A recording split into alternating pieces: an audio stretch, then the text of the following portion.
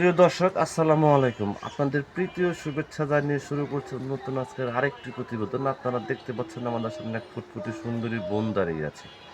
আমরা আজকে বোনের বাস্তব জীবনের গল্প আমরা তুলে ধরবো। আসসালামু আলাইকুম আপু। ওয়ালাইকুম আসসালাম। ভালো আছেন আপু? জি, আলহামদুলিল্লাহ, আল্লাহ রাখছে কোনোরকম। নাম কি আপনার? বর্ষা। নামটা তো অনেক সুন্দর। নামটা কে রাখছে আপনার? আমার আম্মু। আম্মু আব্বু আছে? আমার আব্বু নাই, আমার আম্মু আছে। আচ্ছা আচ্ছা। ভাই বোন আছে আপনার? হ্যাঁ, আমার ছোট একটা ভাই আছে। আম্মু কি কাজ করে? আম্মু কাজ করে, বাসা বাড়িতে রান্নার কাজ। আপনার ভাই? আমার ভাইটা ছোট, মাদ্রাসায় পড়ে। আপনি কি কাজ করেন? আমি কাজ করি সেলাই মেশিনের। লেখাপড়া করছেন? করছিলাম অল্প কিছু, তারপর আব্বু চলে যাওয়ার পর আর করতে পারিনি। নামাজ কালাম পড়েন? জি, আল্লাহর রহমতে। ইউটিউবে কেন আসছেন বোন? ইউটিউবে আসছি ভাইয়া, অনেক কষ্টে পড়ে। আমার ইউটিউবে আসার কোনো ইচ্ছা ছিল না। জীবনে অনেক কষ্ট, তার জন্য প্রতিবেদনে আসছি। আচ্ছা। তো এই যে আপনি যে দুঃখজনক আসছেন, অনেক ব্যক্তি আপনাকে ফোন দিবে, ঠিকমতো কথাবার্তা বলবেন তো?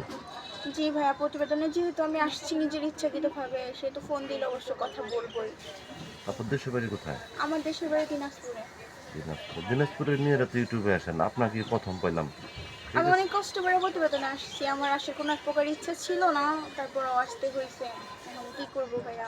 আপনি কীভাবে জানেন ইউটিউবে মন্দ মানুষ পাওয়া যায়? এটা আমি দেখছিলাম আমাদের এলাকার একটা মেয়ে, আমার তো টাচফোন নাই, আমি ওর সাথে বৈশা ফোন টিপতেছিলাম, তারপর দেখছিলাম প্রতিবেদন। তার জন্য আমি জানার পরে মানুষ থেকে খোঁজ নিয়েছি, নেওয়ার পরে আমাকে একটা আপু বলছিল এই জায়গার কথা, তার জন্য আসছি। তো এখন অনেক ব্যক্তি আপনাকে ফোন দিতে পারে, ফোন দিয়ে বলতে পারে যে বর্ষা, আমি তোমাকে ভালোবাসি বা আমি বিয়ে শাদী করতে চাই। অনেক ব্যক্তি আছে ফোন দিয়ে বলতে পারে, তো আপনি কি রাজি হবেন? জি, রাজি হব না কেন? সে যদি আমার মনের মতো হয়, মনের সাথে মিল হয়, তাহলে অবশ্যই আমি রাজি হব। এবং বিয়ে শাদী করতে চাইলে আমি বিয়ে শাদী বসবো।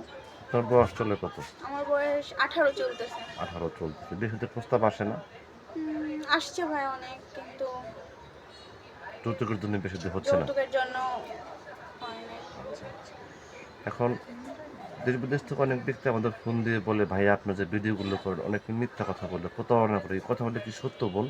হ্যাঁ, আমি তো সেটা বলতে পারবো না, আমি প্রতিবেদনে আসি না, বাট তারপরও আসছি অনেক কষ্টে পড়ে ভাইয়া। এখন অনেকে হয়তো করে, আবার কেউ করে না, সেটা তো আর আমি বলতে পারবো না, আমি তো জানি না।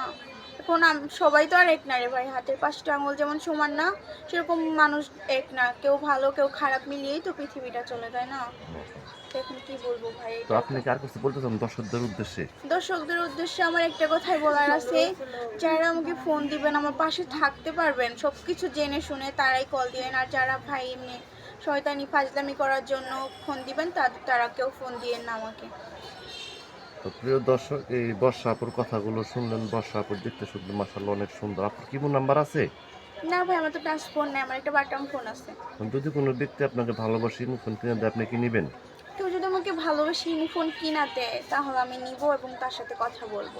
তো প্রিয় দর্শক, এই বর্ষা আপুর কথাগুলো শুনলেন। তো বর্ষা আপুর নাম্বারটি হচ্ছে 01328378745। নাম্বারটা আমি আবারও বলছি, 01328378745। এই নাম্বারে যোগাযোগ করতে পারবেন। প্রেম, ভালোবাসা, সাহায্য, সহযোগিতা, যেটা কিন্তু সেটা আপনাদের একান্ত ব্যক্তিগত ব্যাপার। বেশি বেশি করে নামাজ পড়েন, বেশি বেশি করে দেশটাকে ভালোবাসেন। ভালো থাকেন।